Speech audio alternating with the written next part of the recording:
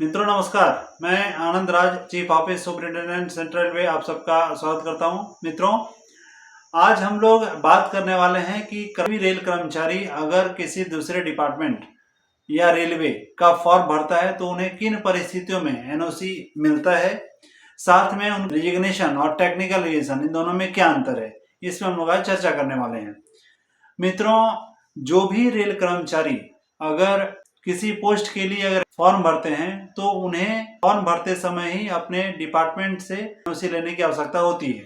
यहाँ स्पष्ट कर दूं कि अगर कर्मचारी फॉर्म भरते समय अपने डिपार्टमेंट को पर्सनल डिपार्टमेंट के माध्यम से अगर इन्फॉर्म नहीं किए हैं, उनसे एनओसी नहीं लिए हैं, तो ऐसे में कर्मचारी को रिलीव करने में नहीं आ सकती है।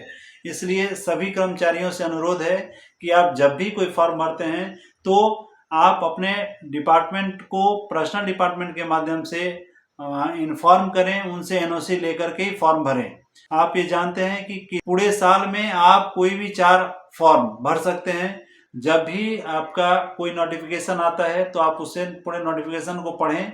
पढ़ने के बाद अगर जहां आपसे एनओसी मांग रहा है तो आप एनओसी के लिए तुरंत अपने डीआरएमपी को लेटर लिखें और उसमें उसका एक आपका एप्लीकेशन होगा, साथ में आपका नोटिफिकेशन होगा और नोटिफिकेशन में जहां एनओसी की बात होगी उसको आप अंडरलाइन कर दें। चूंकि नोटिफिकेशन 10-15 पेज का होता है, पर्सनल डिपार्टमेंट के क्लर्क को इतना टाइम नहीं रहता है कि वो पूरा नोटिफिकेशन पढ़े।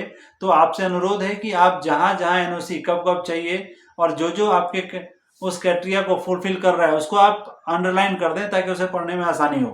निश्चित टाइम के अंदर उनसे आप एनओसी ले लें। जब आप एग्जाम पास कर जाते हैं और आपको इंटरव्यू के लिए बुलाया जाता है या डॉक्यूमेंट्स वेरिफिकेशन के लिए बुलाया जाता है तो उस समय भी आपसे एनओसी मांगी जाती है।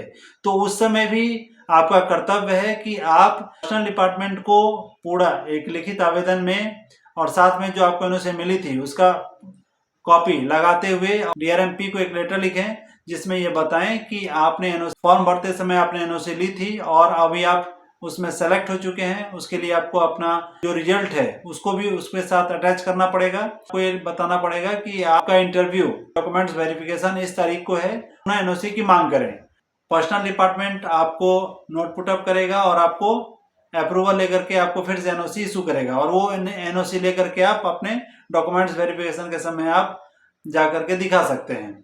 साथ में अगर जब आपका पूरा सिलेक्शन हो जाता है, पूरी तरह सिलेक्शन हो जाता है, तो आप उस समय जब आपको ज्वाइनिंग करना रहेगा तो आप एप्लीकेशन दे करके और यहाँ पे टेक्निकल रिजाइन दे करके उस डिपार्टमेंट में जा सकते हैं जहाँ आपका सिलेक्शन हुआ है।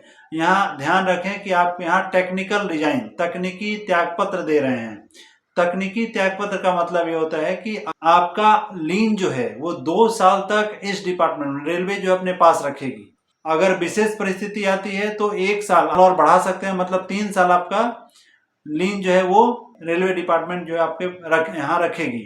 अगर आप वहाँ पे जाते हैं, आपका ऑब्जर्वेशन नहीं हो पाता है, आपको लगता है कि मैं यहाँ इससे अच्छा तो मेरा रेलवे था, तो आप वहाँ से छोड़ करके और रेलवे में आ सकते हैं। रेलवे आपको 2 साल तक आपका इंतजार करेगी, आप आकर के यहाँ ज्वाइन कर सकते हैं।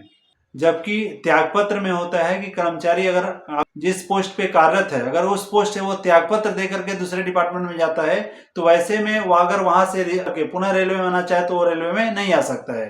तो टेक्निकल रिजिग्नेशन के लिए ये सब कंडीशन है और मैं आशा करता हूं कि आप लोग इस तरह के महत्वपूर्ण जानकारी के लिए इस चैनल से जुड़े रहेंगे। चैनल को सब्सक्राइब करें।